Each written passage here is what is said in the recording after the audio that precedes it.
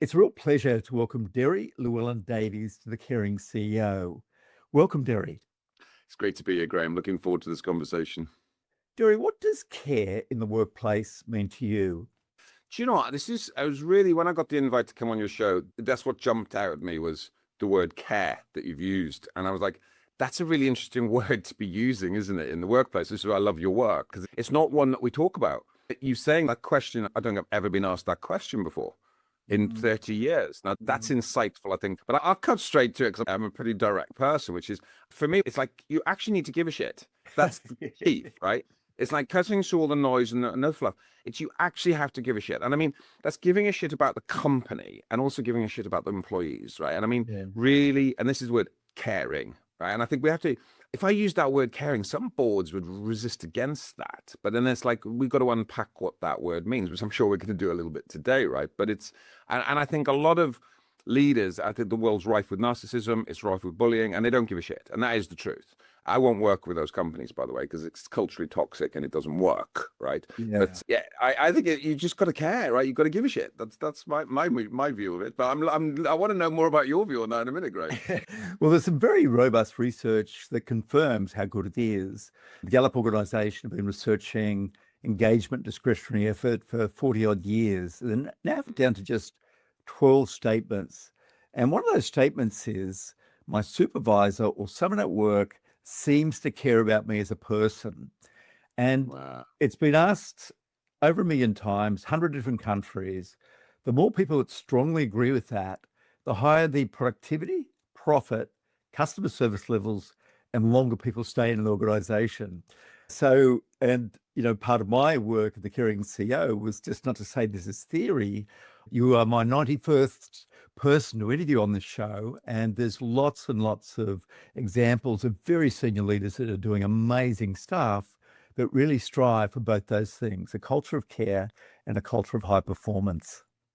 Well, I come from the high performance side of things, so this is what we'll be delving into. But I really want to get that Gallup study because I haven't seen that piece of detail of it, which I think is fascinating. Because I've been looking at various Gallup polls for decades, and the one that jumps out the most is engagement, right? I can't remember what I've been watching that number. It's been moving from 70% to 80% plus for years of disengagement in the workplace. Exactly. It's now down to, there's only 14% actively engaged now, 1-4. That's just like and I've been quoting this for 25 years. This state, and it's got worse. And it's the actively disengaged is the worrying statistic, right? Because so for those listening to, there's actively disengaged means you have a terrorist in the building and they are purposely taking you down, and that statistic's going up, right? And it has been. So it's like that engagement, but then the next question behind that, because I love engagement indices and everything else, right? What constitutes engagement? And it always comes back to the leadership, and it comes back to the leadership caring, right? Also about development. There's a few other things going around that. So this actually, the leader actually feeling like you give a shit is critical. It sounds so obvious, doesn't it? Right? When you say it, but I'm so glad you got the science behind it, because now I'll be singing from the rooftop for you now, Graham. So it's amazing. Right. You grew up in a small Welsh village. How was that, Deri? Small and Welsh. So I always say that because I think it's important. I think our heritage informs us. And we as humanity, when we look at ultra states, I'll be talking about performance and states at some point today, right? States is, I think, our God-given gift, the ability to get an access flow state, etc. Right? But a lot of this comes back to ancient origins, and I'm always looking back to us, and we came from villages. That's the point. We had tribes. That's where we originated, and the tribes had rules, and there were certain things around that of which our biology and our brain hasn't fully evolved out of. So I mentioned the village thing because it's relevant. So and also when I look at it from a corporation perspective, a business perspective, this is culture. And this is, culture was formed in a village. When you're in a little village, and when I'm on the stages, I always say hands up who comes from a village, and hands are very few these days. It's bloody, we're run by city dwellers now. But when you're in a village, there's the dark sides and positive sides to village. So it's not like roses and tinted glasses all the time in villages, right? Because you have a little bit of a crabs in the bucket syndrome and a few other things going on there. But the village is tight. Everyone in the village kind of knows each other. and you support each other. And if you say you're going to do something in the village, you do something in the village. Our our ancient origins, we're very clear on, we want to be part of the tribe. To be ostracized from the tribe is psychologically damaging for us, and also that could lead to death. So this village piece is important, because if I make a promise, I talk about values in business a lot, right? Values and culture. Well, what does that mean? There's a whole heap of depth there. But let's just start with truth and honesty, and let's start with actually giving a shit. Let's put caring in the middle of those answers. But if you make a promise in the village, you keep your promise. 100%. And that's a really quite important thing, because if I always say, like, if one of the guys down the road, one of my friends, if Bob went and promised Auntie Mabel that he'd be coming in to do his plumbing at 5 o'clock and he didn't show up, the whole village would know by the following morning when the post office opened, right? And then his mum would be giving him a bollocking for not turning up to Auntie May's. That was you kept a promise, right? I think that's what we're losing, is this cultural thing. And what is a business? I see a business as a village.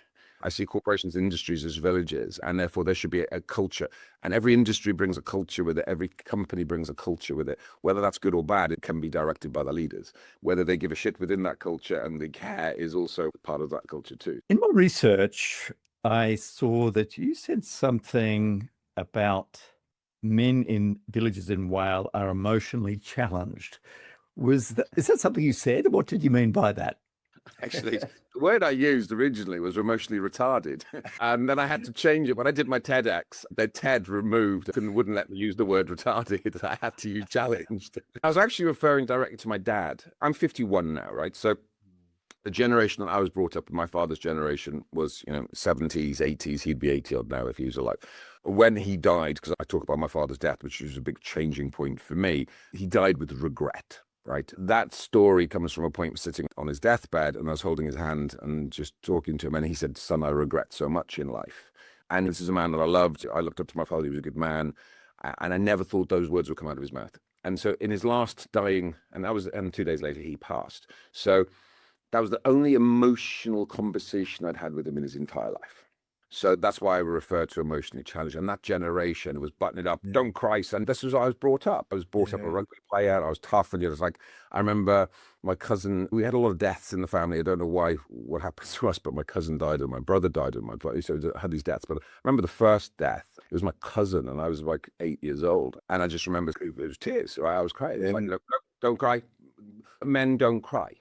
Right. I was like, okay. And then that's programmed, right? Men don't cry. So then next few funerals, I sat there pretty stoically. Right. So bless them. And I don't blame them. I have nothing but love for my father and his generation. They did not know any better. They're like, we're sitting here. You've got your great book on care, and there's all this coaching and leadership. We've got access to all this information. They didn't have anything.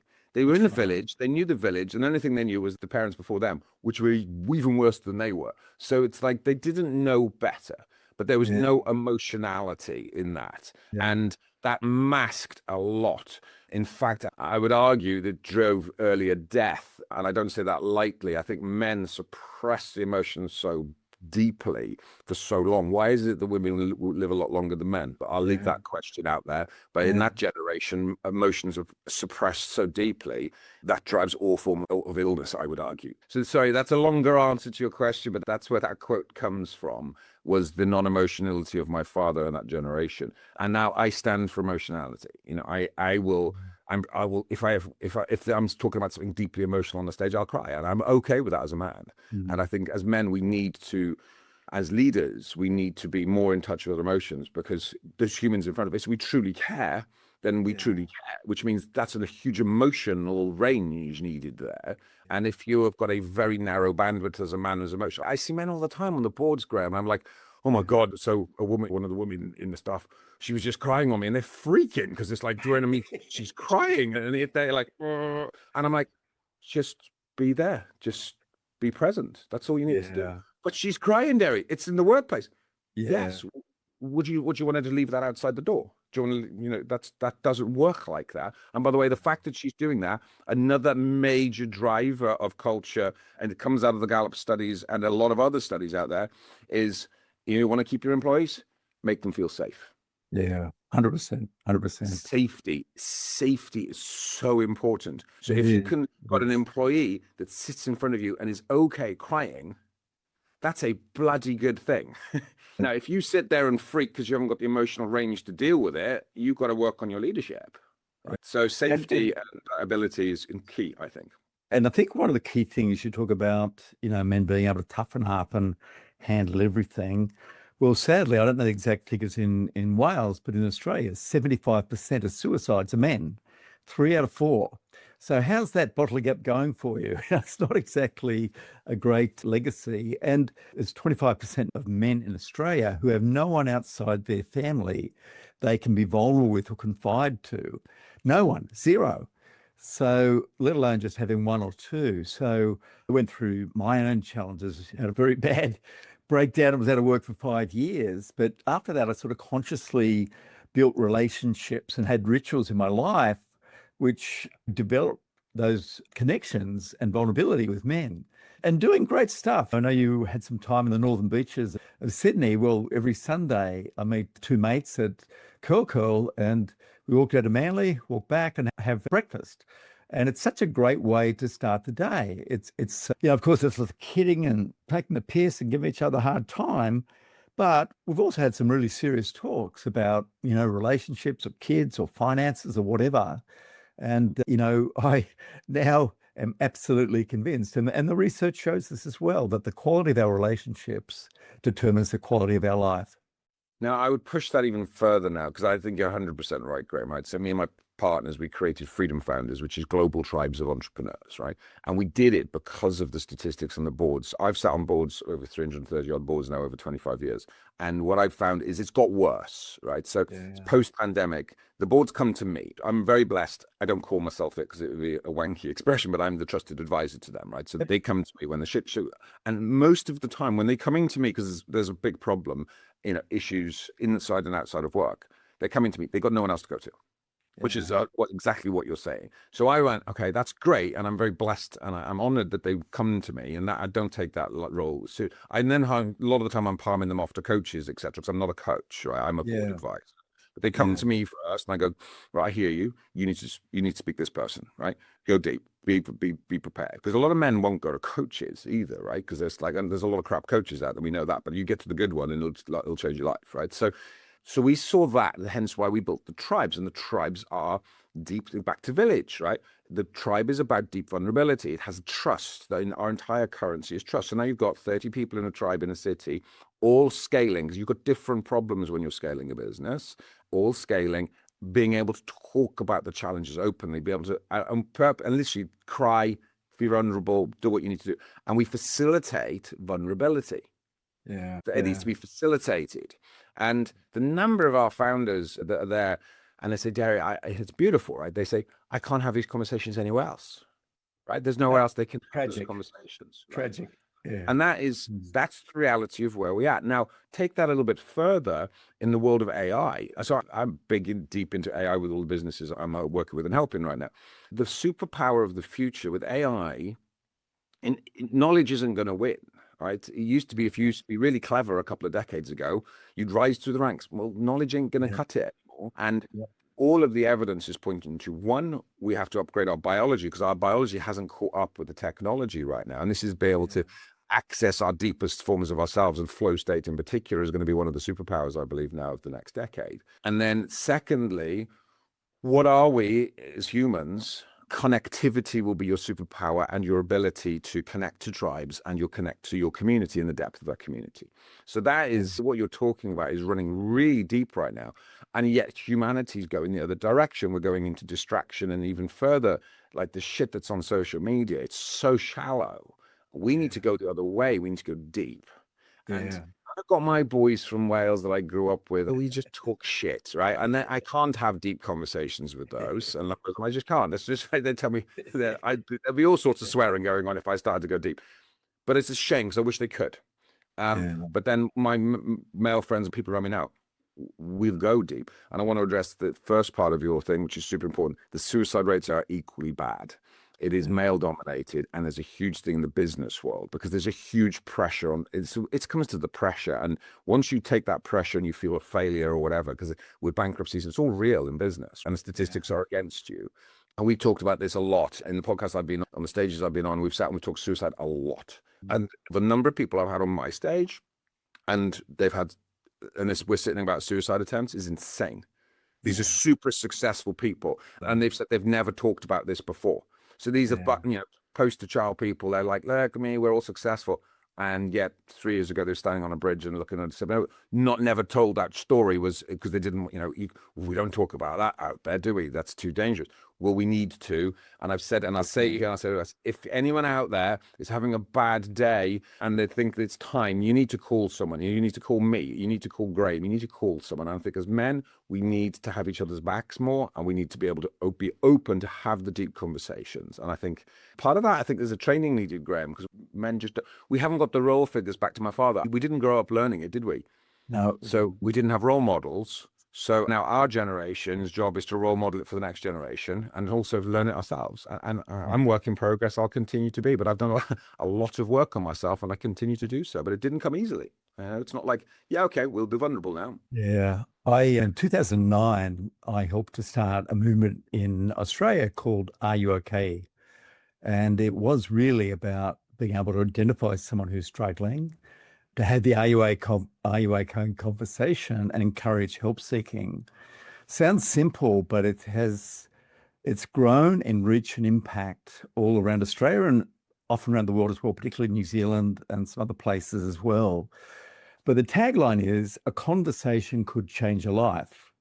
And that's just brilliant because it's so inclusive. All of us have been on the end of one of those conversations, or we've been having a conversation with someone else that we're concerned about. And, it really has helped to reduce stigma somewhat. There's still a lot of stigma in the workplace, but, there has been some very, very good progress made there. Talk about that, Graham. So let me just go there because this is in the workplace. This is a really interesting point, right? Because as leaders and CEOs, there's a really interesting, and I'd like your view on this as well. So for me, there's a divide. It's got to be careful because, are you a coach to the employees? Are you, now what's a, are you leader? Are you a coach? Are you a counselor? Right? And you go, counseling, definitely not. If there's something going on and there's a bereavement and anything else, this is where I really big fan of making sure you got coaching, accessibility and support available. So they can come to you, but then you've got to, the moment I think as a CEO, you're sitting there and they're crying to you, but then you're trying to diagnose and solve and sit on the couch with you. That's the wrong role. And I think this is where there's a misunderstanding. People start to take it too far. I trained in coaching and NLP and everything else 2 decades ago, right? And I started to apply it with clients and then I backed up. I was like, do you know what? I don't like doing that. And also I am qualified. I choose not to because there's better people than I am. So now what I'm able to do is diagnose and go, you need to talk to this person. And I think in organizations, you have to understand that what is your role as a leader? When is you're not their coach, right? Now you can be as management, part of a management role can be coaching, but part of a leadership role it's a different thing. Are you mentoring? What's the difference between mentoring and coaching? So this in the workplace environment, ensuring put the right safe systems in place when someone's got something, certainly outside of work, the personal stuff, I really believe we have to have internal support mechanisms to deal with that. And as a leader, you've got to be careful where you kind of step too far over the line. Does that make sense? I'm curious. Well, 100%. And with Are You Okay? We don't expect people to be counselors. We just really encourage them to listen with empathy and encourage help seeking. And that could be seeing a GP or a psychologist, calling a helpline, doing an anonymous self-test, but, just encourage action and then to follow up later to see if they have taken that action. And, that makes a big difference. I'd like to jump back now to something that we talked about just very briefly. And you said that, on your deathbed, your father said, I've got regrets. Did he elaborate on that? He did, and I've elaborated on a lot more for the 20 odd years since. So he said, no, so my father, and this is what's driven me, my father's death created me. So it was a horrible time, but it was actually for me, it defined who I was, right? So I was in corporate at the time. I'd risen to the ranks of European board. I was technically successful, but there was an emptiness. There was definitely an emptiness in me, right? But successful, right? And I had all of the external trappings of success. Thank you very much. You know, the house, the wife, the car. And then he said, son, I regret so much in life. And he went on and he'd wanted to take my mom to Egypt, right? And he wanted to travel the world. And he had the money, right? Yeah. His Yeah. generation saved, right? So they Yeah. saved and they never Yeah. actually used savings. So he could have gone in Egypt. He wanted to sit on a lawnmower, right? It was right. The regrets were ridiculous. In his last few days, I had a lawnmower on his drive with, in 24 hours. So he managed to sit on the lawnmower and he wanted spotlights for the car. It was stupid shit, right? So, and it was like, there's things like, if you, I like to live today like you're going to die tomorrow. Right. That's a powerful present forming a statement. But then the big ones was as an entrepreneur, he was a failed entrepreneur, my dad. He ran the village shop. And in the 1980s, supermarkets rose and the village shop went out of business. It didn't, though. He got scared. Tesco's was in the local town and he just sold up for a pittance because he was like, oh, doom and gloom, nothing's going to happen. And he was fed a lie, got sucked into the myth and sold. And he was the heart of the village. The village shop was the heart of the village. My dad was the heart of the village. Then he wasn't. And then somebody bought that shop and the guy in the other village had the shop. And my dad watched for the next 20 years whilst both of those people made great successes. Wow. Right? Now, how do you practice self-care? How do you keep fuel in your own tank, Deri? that's a very deep question, and I'd change the language for where I come at it, which is recovery. So what I talk about within ultra states and being able to access states is one of the deep states I discuss is recovery, right? So recovery is a state. So self-care, I would say, comes to different angles for me. One, do what you love to do. For me, self-care is following your passions do. So me climbing mountains and being in the hills and being out with my dog and being in the garden, it's activity actually, but it's self-care, because if I am giving myself permission, one of my dear friends wrote the book, Give Yourself Permission, which I was featured in. It's like, if you give yourself permission to do what you love to do, I think that's a form of self-care. Equally though, if you're on it and you're in business and you're talking to leaders, right? You talk about great leaders care, right? So to be a leader, it's a tough job. It's very cerebrally challenging. You've got cognitive load issues there. So you're on it. So to self-care, you have to truly recover. Right? Now, recovery is not Netflix and chill. That's not recovery, right? That's just rest. And it's not even that, because you're smashing yourself with dopamine from a neurochemical perspective again, right? So when I'm talking self-care, it's the ability to truly know what my mind and my body needs and giving the time for that actively and proactively to ensure that I can remain my best. Now that involves deep meditations, that involves red light therapy and saunas and hot and cold protocols, and actually time down and just time out, no screen time. I could go on as a big list. So for me, self-care is a whole chapter in my book, which is recovery and giving ourselves. And I think it's the biggest missing state out there, especially for execs and leaders, not your hardest skill that you need to really focus and stick in your diary. You put all these damn Zoom meetings in your diary, and where's the meeting that says recovery? It's not there. You've got to put it in your diary every day, every week, and build those recovery protocols. If you do that, it's a superpower, because what we're really doing within that period, if you understand states and the ability to access states, is we've got to recharge the neurochemicals. If you don't actively recover, you think you're smashed, and this is why you're flat and you need the coffee and everything else. You're trying to hijack the biology using fake neurochemicals like coffee, etc., thinking you're going to override the system. It doesn't work like that. You're trying to fight biology. So for me, I don't use the word self-care in my thing, because it kind of branches two things for me. And so I'm doubling down on recovery, which I feel is the same word. Well, how do you class then self-care? Because I'm coming in from that angle.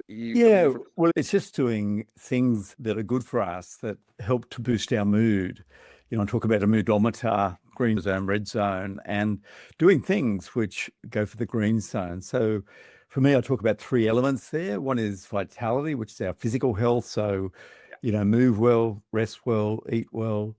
The next one's the intimacy, and that's where, you build very strong relationships and where, you enjoy being with people, you see them regularly, you can be vulnerable with them. And you're probably aware of the Harvard Adult Development Study, the longest well-being study ever done on men.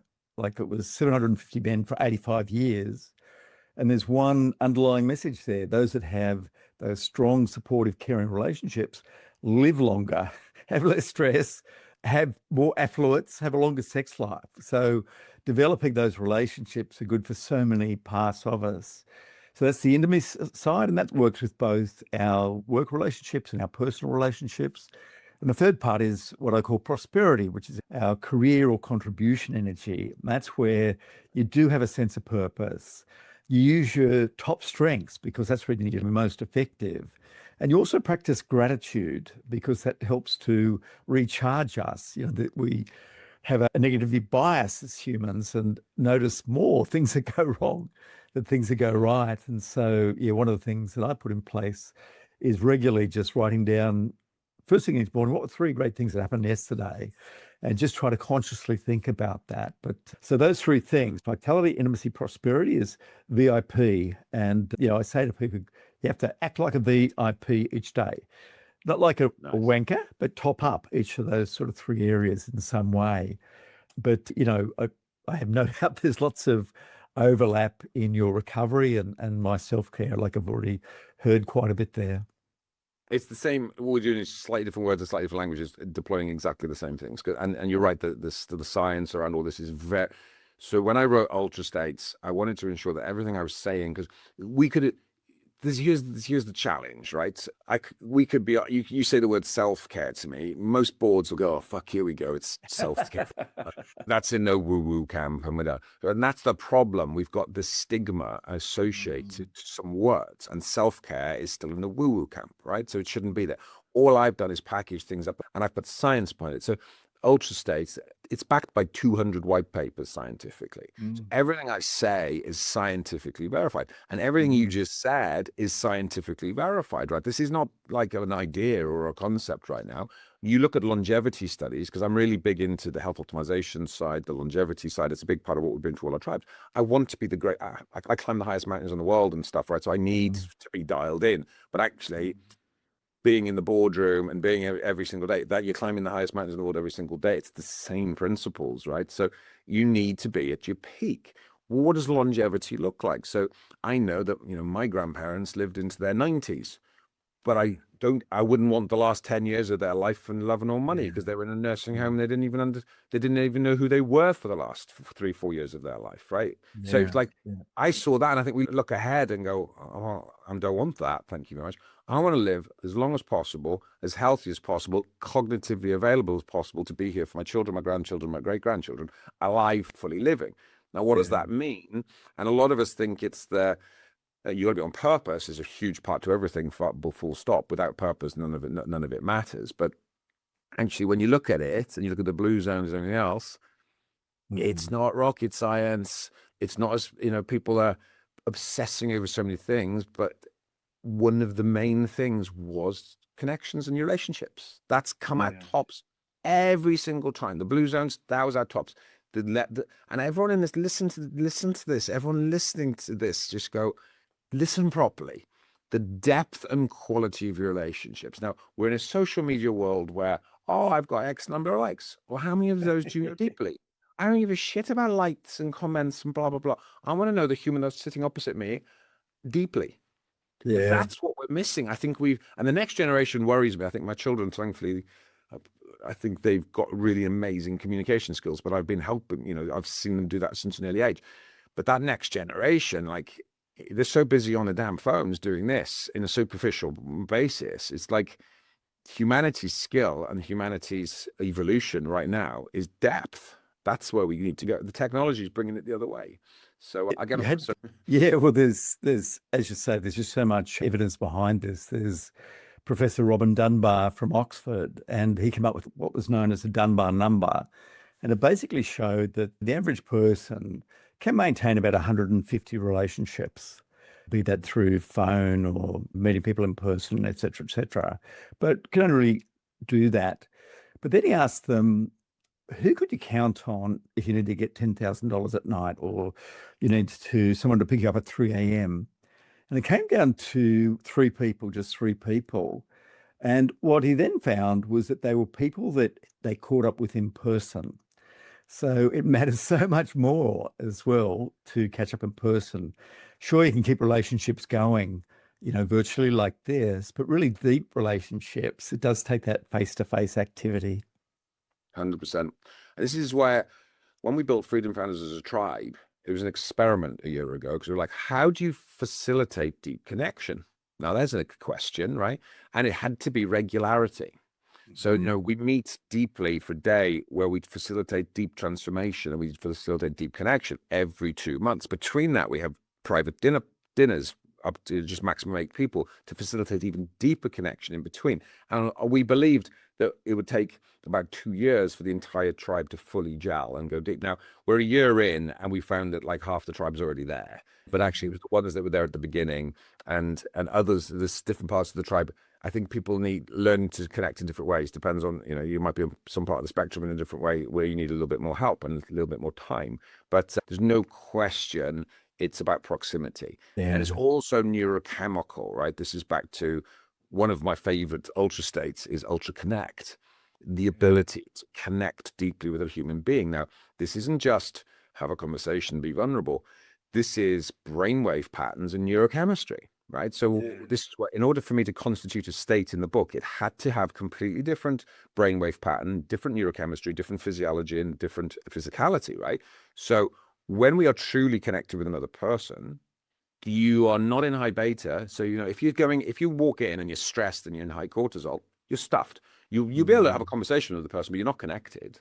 And they'll feel it, by the way. Whereas you're truly there, and this is where transitions are the most important thing. If I know I'm going home to the family, I need to go and connect deeply with another person. Take those moments, breathe, reset. Let's just take a moment, and I have to literally. What I'm doing is I'm doing a bit of breath work, resetting my neural pattern, get help, letting the neurochemistry flush out a little bit. Now let me connect. Now I need to connect with purpose. I connect with genuine curiosity. I have to genuinely love the person in front of me.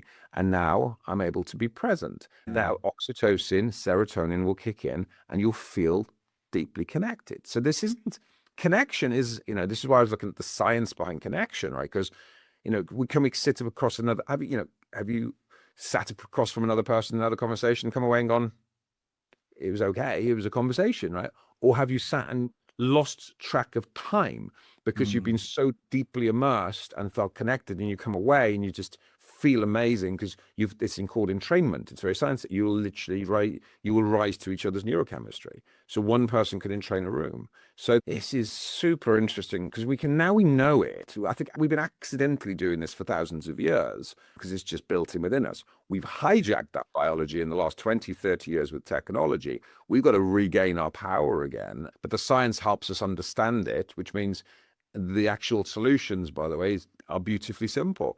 It is breath work. It is meditation. It is deep. It's like all of the woo-woo stuff, which is sat in the woo-woo camp all these years, right?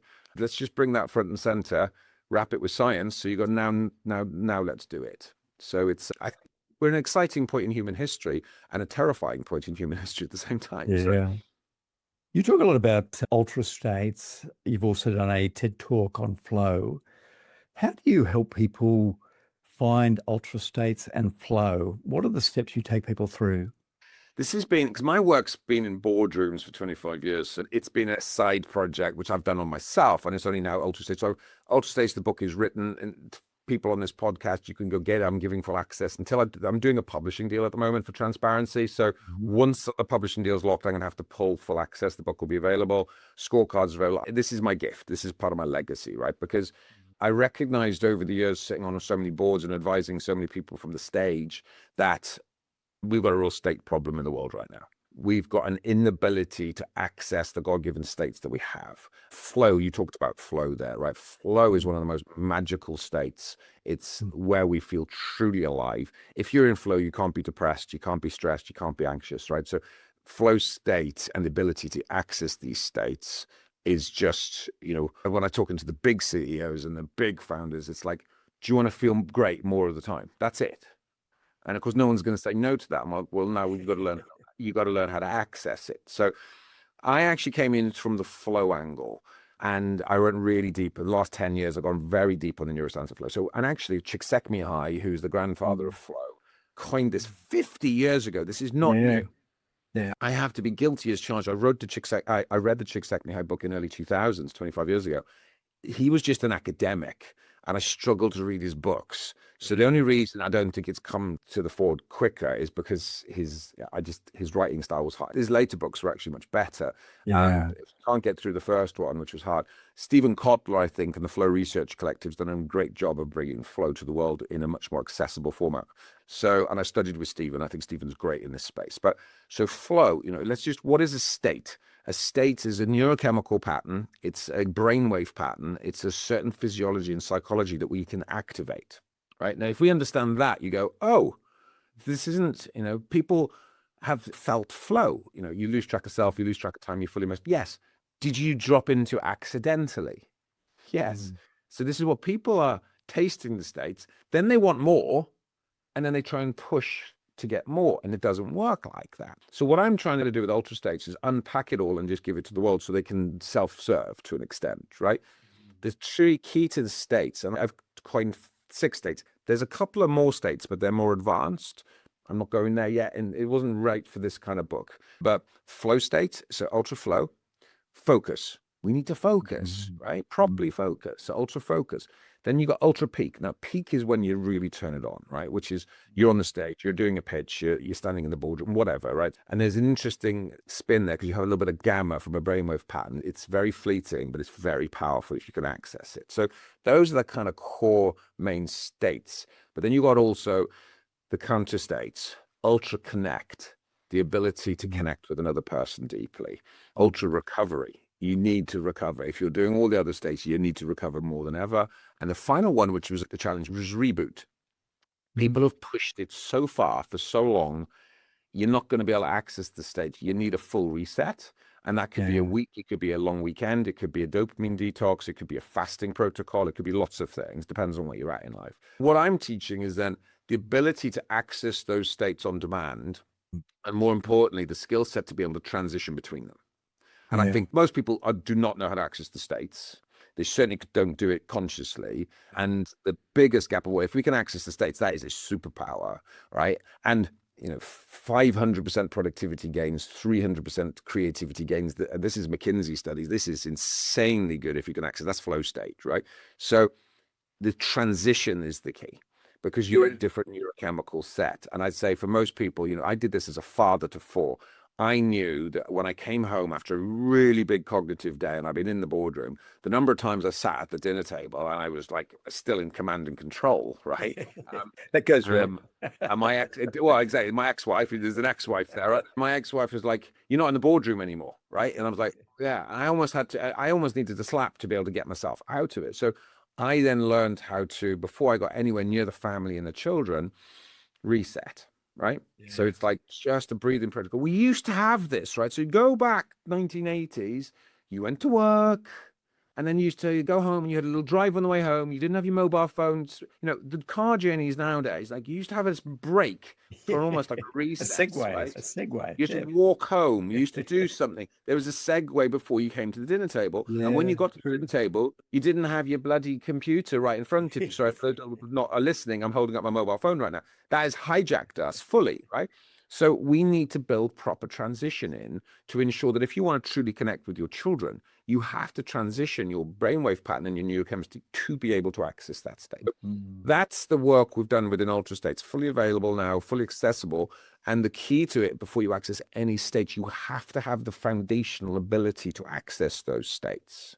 So you need to understand neurochemistry and what are we firing. You need to understand the brainwave pattern you're trying to access and how to access them. You need to understand physiology. You've already talked about that. This is about movement. This is about sleep. This is about eating. If you think you're just going to sit on the sofa, eat pies, and access flow state, it's not going to happen, right? And then psychology, huge part of this. The bias protocols, you've already talked about this, gratitude, bias, cognitive load. So we have to, if we understand that little package, get the foundations right. Now, off the foundations, we can literally drop into any state we want from that point, right? Yeah. So, but we can't, a lot of people just, I just want flow. Well, hang on a minute. We've got to be able to build the basics first. Then you can access anything. So that's the work I've been doing in flow. It's taken me 30 years and all of the science protocols behind it.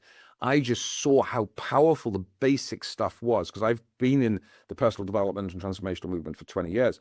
I've seen the power of breath work. I've seen the power of grounding on the floor. I've seen all the stuff which most people would kick out of the boardroom and call woo-woo. And I was like, how do I get this in to leaders and businesses in a scientifically verified way? And that's been my work, and we're there now. And I think the science over the last 5 years has been insanely good. The studies are verifying everything that, anybody that, all the work you've done all these decades, it's like the science is now backing what you knew to be true. Yeah, that's right? exactly right. That's the power of where we live right now, which is super exciting, I think. So, And one of the big things that has occurred, and you talked about it earlier on, is having safety in relationships, safety in teams. I always felt intuitively that if you had a mentally healthy team, you're going to do better, much better. But it wasn't until Amy Edmondson's work came out, which actually showed that Google and Harvard and others, the most innovative and successful teams, were those that were psychologically safe, where they could be their authentic self, where they could make suggestions and not be shot down in flames, or challenge ideas that they don't agree with. How do you see the best leaders creating that safety when you observe in boardrooms and leadership teams? So I'll rewind. My ex-wife is an amazing human being. I love her dearly. She's just incredible, right? So we're very, very, very close. She is very senior in Google. So I say that because I saw the interview process that she went through, right? And it was really deep and incredible. It was a joy to watch that being done that well. And I've seen what she now does in Google. And Google, you love or hate Google, that's entirely up to you. But what they do for their talent and what they do to the staff is incredible. And because I've witnessed it, right? And that safety, and she's a senior leader there, but the safety they put in place and the radical transparency they put in place is key. So when I'm in boardrooms, and I have for 25 years, we've been talking about values, right? And for me, values are a sackable offense. This is something we stand for truly, and therefore we're prepared to fire against. This is where a lot of fluffy words sit on the wall, which means nothing. That's horseshit. That's not values. Value needs to be an expression of who we are. Now, one of those values, and I've been doing this a long time to thousands of companies, and I've seen there's a thread. There's only about 20 top values really at core, right?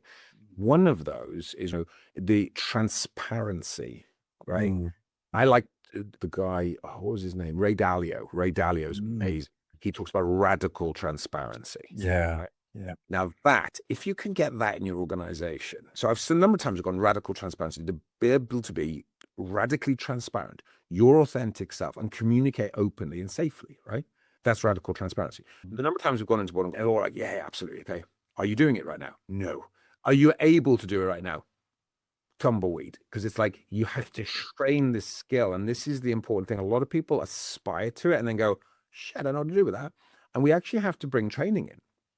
You have to actually train people in communication skills and at a deeper level to be able to be safe. And also, this is in relationships. I think this should be before marriage starts. Right? I think we should be giving couples dialogue, because couples dialogue is really powerful. The ability to sit in front of another human being and say, I feel like this, with no judgment, no stress, anything else. That is super powerful, which is the skill set we need to train within organizations. And I mean, it has to be trained. Now, some people do this naturally. They're very rare, by the way. Some leaders, I think the greatest empathetic leaders, usually females, I think, are way better at this than males naturally, although that's completely Disagree. So then you go, the natural ones are a super talent. Most of us mere mortals, me included, had to learn this and really understand it. And so it's one, learning the skill to communicate and to be able to be safe, but the whole organization has to create that culture of safety. So everyone needs to know, if you walk into the room, I call it a values conversation, which is you say to someone, I need to have a meeting. We need to talk values. right? Then you've created a space that, okay, this is going deep. You prepare yourselves, you're ready for it, and then you've got to set the framework to be able to be open and vulnerable with your feelings, knowing that that's going to be received and expressed. That has to be trained in an organization. And I think this is the thing that we're washing over. Just want a great culture. Are we training for it? No, we just want a great culture. Doesn't Are we measuring it? No. exactly. And they're like, so how is that going to work exactly? Now, the biggest companies in the world, Clue here, biggest companies, Google, biggest company in the world, one of them, right? And you go, do they invest and are they rigorous in their recruitment, their culture, their ongoing thing? 110%. That's why they're the biggest company in the world, by the way. Let's take a clue from that. Now, they're not perfect. No company is. But I can tell you, most corporates have gone completely the other way. There's a toxicity that's gone to shit. So it doesn't mean you're a corporate, you're big. Well, we also seen the biggest corporates die because of lack of creativity, etc., which I'll like to talk about that again, I'm sure. But this is key. So and this is what I'm encouraging. I don't do that training, by the way. It's not what I do, but I work with people around the world and I encourage the depth of leadership and management training. This is key. And I think it's what's missing out there, the depth of communicate. We just take it for granted. Can you communicate? Yes. I'm good. Thanks. No, you can't. And the next generation needs that training even more, by the way. So I think this is critical. You've been on some incredible adventures, Deri, 6 marathons in the Sahara, climbing some of the highest peaks around the world. How were those adventures or achievements, how important were they to you as an individual, as who you were, as a sense of self-esteem? Did they contribute to that as well? Yeah, it was born on my father's deathbed because I was like, he went out with a load of regret, and I'm like, I'm not going out like that. So what does that mean? I sat back and I went, I want to just see the greatest things this world has to offer. I want to push myself and see what my body's capable of. I want to just do amazing things and find out who I am. That was the beginning of the journey. That was quite egoic in the early days. That started like over 20 years ago now, right? And my first outing was 6 marathons across the Sahara Desert, the Marathon des Sables, right? So that was a stupid place to start, by the way.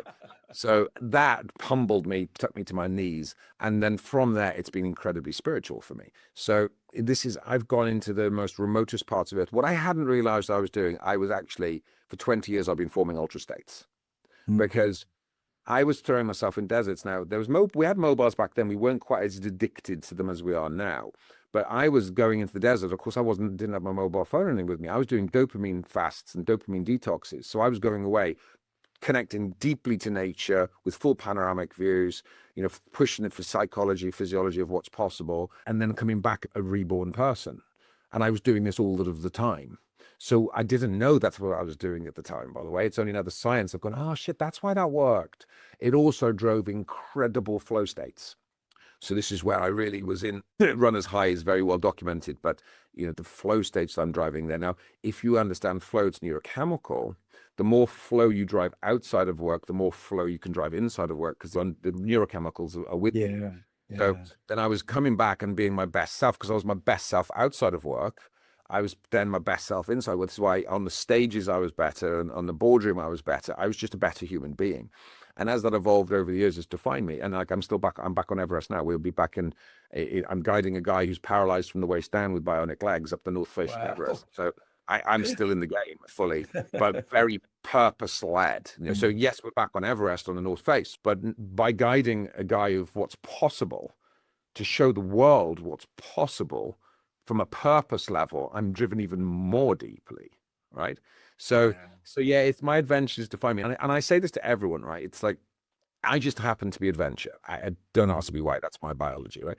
But every single person I say, find your thing, whether that's art or music or adventure or walking or sport, flowers, gardening, doesn't matter what it is. Lean into it. That's flow.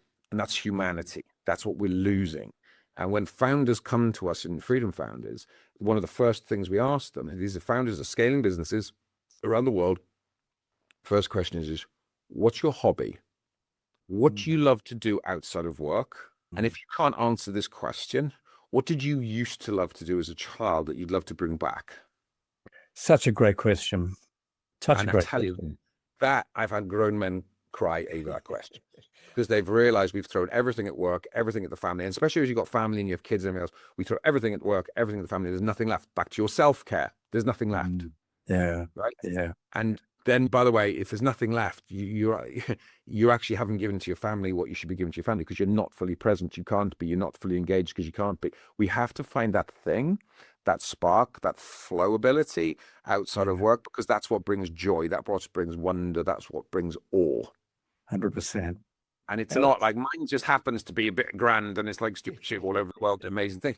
That doesn't matter, and that's just me. And I know sometimes I wish it was easy because I also, by the way, I love gardening. So you'll find me in the garden, you'll find me planting, you'll find me there. So it's not just about the big adventures. You just got to find your thing. It's not about size or effort or whatever. It's your thing, and it has to be yours. Find that. That's where wonder and awe, I think, begin. Sensational. I always finish, our time's gone so quickly, Deri, but I always finish with the same question is, what do you know now that you wish you could tell to that 20-year-old self in that Welsh village? What advice would you give them based on all your ups and downs through life? I would bring my ultra states curriculum back and teach me, and I'd start with purpose because I didn't find or fully appreciate purpose until a bit later. So I don't regret anything in my life because everything led to the next journey. But if I had to go back to the 20, I'd sit him down and go, right, you're striving for the wrong things because I was chasing success. I was chasing money. I was proving people what was, proving myself and doing a lot of other things psychologically damaging. Drove success, by the way. But I would go back and have a word with him, show him the ability to access these states. I didn't know that flow was a thing back then. And I was a kind of semi-professional rugby player back in the day. I was accessing flow states all the time, group flow, which is one of the most powerful flow. Didn't know it. If I could teach him what he was actually doing and understand that he could have brought that into the workplace and brought purpose alongside it, then, and this is, I think, for the next generation, my children, I was talking to a lady yesterday who's got an 18-year-old and we were having this conversation. The biggest gift we can give our children, the next generation, is the ability to find their purpose. Yeah, I love that. And I've got a good friend, Richard Buller, who's the Chief Purpose Officer of KPMG in Australia.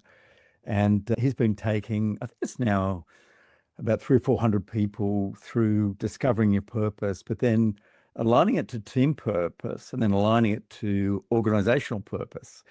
And he's got some great data that shows that those that have been through that process have more energy because they're engaging to something that's really important to their core, their being. And my life has changed as well since identifying a purpose and striving to live it each day. Not always successfully, but just being on that path makes a big difference. Thanks for being a great guest of the Caring CEO. Deri, really appreciate your time. Would you mind just giving a quick overview of your books so that people know where to find them and what they're about? Yeah, so just the best place to find me is on LinkedIn, Deri Llewellyn-Davies. There's only one there, so it's quite an easy one to find in on that one. In there, you'll find anything that's current at the moment, and you'll see Ultra States is now launching. I have strategy on the pages of my original books, Life's Great Adventures. They're all available there within my profiles.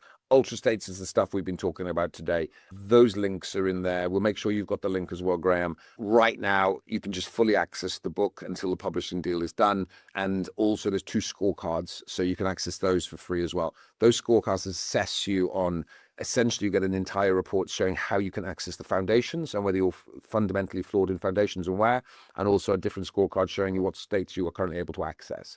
All of that's available, and I'm hoping that will serve you all. And I just wish you success and wish everyone the ability to access the state they want to when they want to access it. Thanks very much, Deri. Pleasure. Great to be here, Graham. Thank you.